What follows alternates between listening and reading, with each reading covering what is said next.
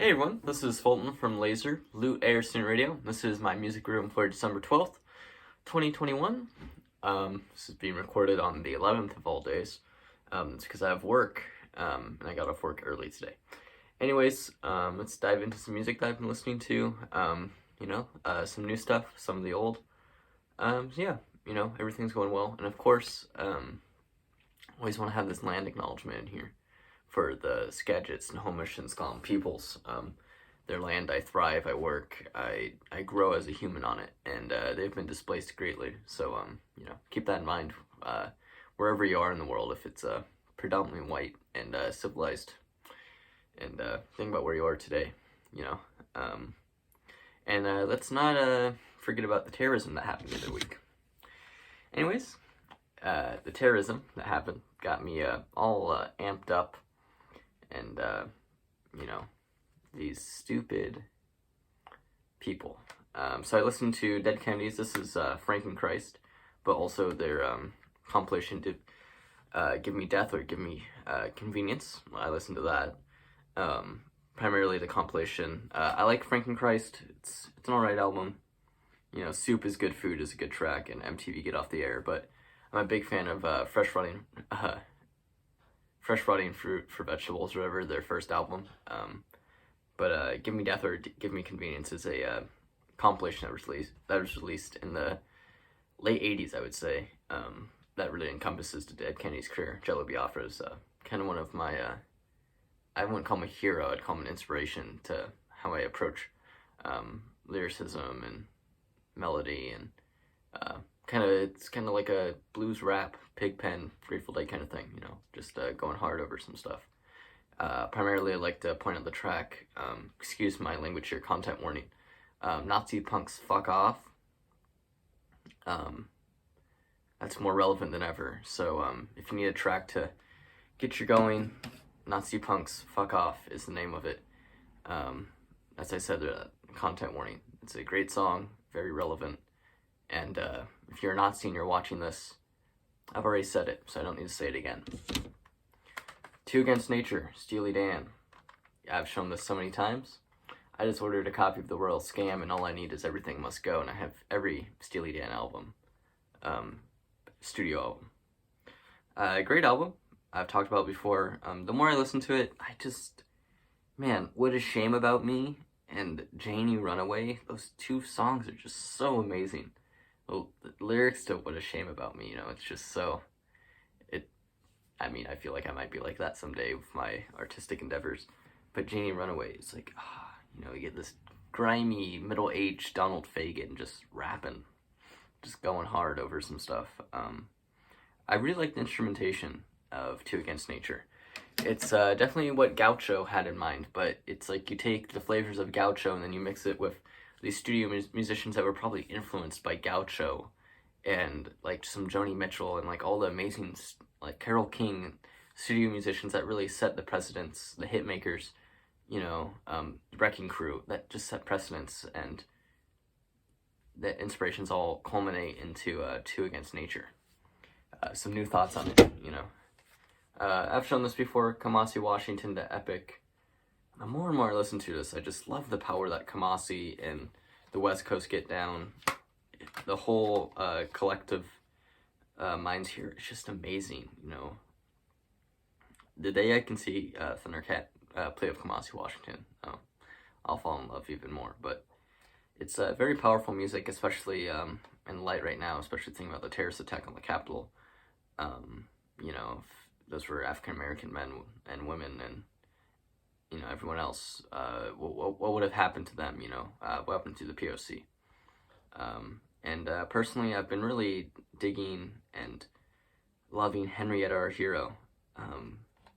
That track has just been standing out to me more and more as I listen to the Epic. I listened to it 2 nights in a row, actually, because it was just so strong. I was just laying there in bed, and the bed right behind me, actually, and just soaking it all in, and really, I don't know, it was just taking me somewhere else. And I was a little distracted with my phone at times, but I don't know, Kamasi Washington just really digs something different and unique that I think we need to experience as humans. And, people say it's really long, it's repetitive. those are critics, I can see that, but just think about what he's doing and the power, just submit to it and let it overwhelm you. Caius, Welcome to Sky Valley. Essential stoner metal, rock, desert rock album. Josh Homme on guitar. I believe Brant Bjork is on drums. The infamous, famous Scott Reeder on bass. According to Justin Chancellor of Tool, the greatest bassist of all time. And Josh Homme, the guitarist of this band. And, John Garcia on vocals. If you haven't listened to Caius before, check them out. They are a very foundational band to the metal and rock that we listened to today. This came out in 1994. Some standout tracks if you want to get into Caius off of this album. This is the best album to get into him. That's how I got into him. Gardenia, Asteroid, Demon Cleaner, and 100 Degrees. That's it. And then there's like some other albums that I have, which when I show, I'll try to keep that in mind to give some more recommendations. But Caius is a very foundational band. They've really just set precedents. I mean, Josh Homme was a part of them, and Queens of the Stone Age, they're massively popular. And Caius was his first band. And those genres that I gave it earlier aren't even what they were playing according to them. They thought they were playing hardcore punk. The more and more I listen to that with a hardcore punk mindset, I can really hear it, especially in the riffs and not like the rhythm section at times. You can definitely feel like this thundering, 1 2 3s, 1 2 3s. If you've seen The Decline of Western Civilization, any of the drumming in there is really what gets to me. I pulled this a couple weeks ago from my father's collection. Neil Young, On the Beach. This appears to be a first pressing, worth a lot of money. It's pretty rough on the outside and on the vinyl itself, but it sounds amazing. Last night was my first time listening to this. I gotta say, the guitar in Vampire Blues, and then all of side 2, On the Beach, Motion Pictures, and Ambulance Blues. Amazing. It's really stream of conscience, Neil Young. I haven't listened to any of his music that is this much like stream of conscience. Lyricism, it reminded me a lot of Kurt Weill and Courtney Barnett to some extent. Yeah, 2 of my favorite artists right now. I don't want to go to it. But yeah, really strong album. I was really apprehensive about this album at first, mainly because of the art. I was like, and I don't really have this taste for, early 70s Neil Young, but I'm starting to understand it more and more. So yeah, definitely check out On the Beach. It's an amazing Neil Young album. It feels straight ahead, but it doesn't feel straight ahead. It's in this weird gray area that I don't know if I have the vocabulary to explain it. You just need to listen to it. While I cleaned my room on Sunday, Katie lied, Steely Dan. This album is amazing. It's amazing in the aspect of, it's Mike McDonald's first album on it. You have Jeff Porcaro, Victor Feldman. The vibes on this album are intense, I gotta say that. Personally, I'm really just connecting to Any World That I'm Welcome To, Throwback to the Little Ones, Black Friday, and Bad Sneakers. Everything in between is, it's kind of weird.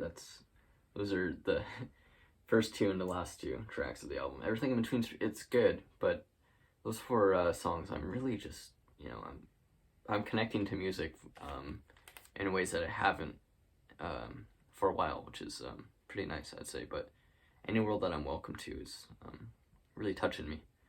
Just read into the lyrics and listen to it. But yeah, I've definitely shown this before. It's got that snazzy little name typed on the bottom. But yeah, great album. Check it out. It's a nice in-between of pop and not pop for Steely Dan, if you know what I'm stepping in. Neil Young and Crazy Horse, Rust Never Sleeps. I do have a copy of Live Rust, which I've shown before. This is the remaster from a couple years ago. I got this really good deal on Reddit. And I just want some light, live Neil Young, and this is the option. It's quick and easy. Can't tell if those cases are drawn on. Give me your opinion. I think they are. If you don't tell me your opinion, you didn't watch this full video. So yeah, it's unexplainable. Very foundational album. Excuse me. Yeah. Anyways, up next, Grateful Dead, Steal Your Face. Excuse me. You know, doesn't sound so great, and I thought my copy was defective because Cold Rain and Snow wasn't playing correct on my old turntable, but it plays on my new one. So yeah, it's fine. But yeah, 1974, mainly first set songs of the Dead. A lot of criticism about that on the internet, and I totally get it because definitely a second set guy at times. But the first set songs are strong. You gotta take them how they are. And I think if you, you know, if you think about like the first set, you know, you're getting the Dead in a tip-top shape, I would say, most refined form. You're getting the studio experience, which honestly, I'm fine with that. It doesn't have to be spacey, acid, dropping it, you know. I'm fine with the first set straight ahead Dead. And sometimes it's more preferable depending on the situation, especially when you're trying to get people into the Dead. Because once they get jammy, you can turn people off a little bit. But yeah, Steal Your Face isn't too bad. I'm surprised with that copy. I listed it for sale on Reddit, actually, and I was re-listening through my playtest, and I left a comment like, Cold Rain and Snow, like, it gets stuck in a groove, and got some snarky comments from a moderator of all people. Like, the person could have just been kind about it, but maybe I'm just gonna cry about it because I'm a liberal. Anyways, Chaz Bundick meets Matson 2. Chadwick Bundick, or Chadwick Bundick. Amazing album. I think this is one of the best collaboration albums the last few years. This came out in 2017. I have a deep spiritual connection with this album. Listened to it one lonely night, and JBS, man, everybody goes through a tube. It's a strong album.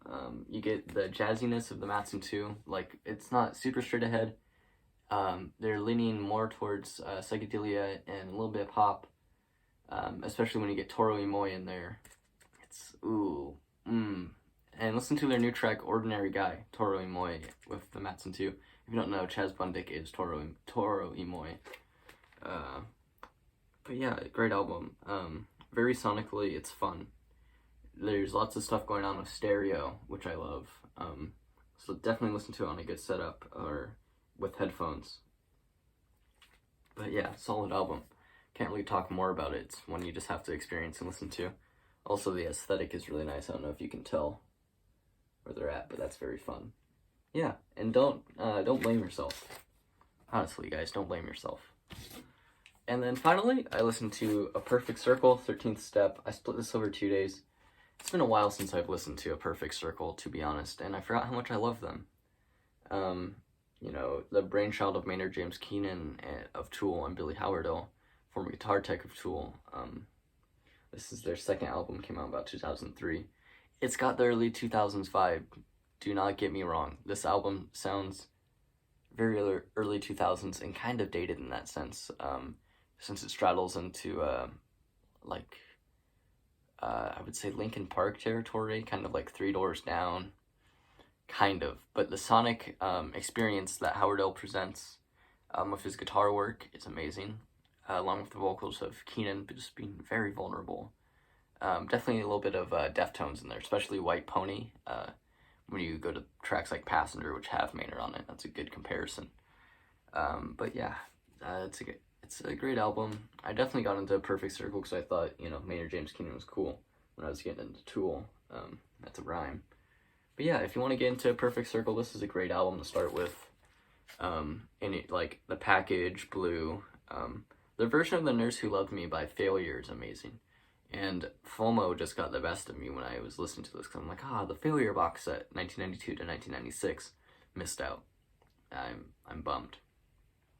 But yeah, this is a very good album. Definitely, Merdinand, Price, yeah, I can't speak French, right? That's a great Perfect Circle album as well. Eat the Elephant wasn't too bad.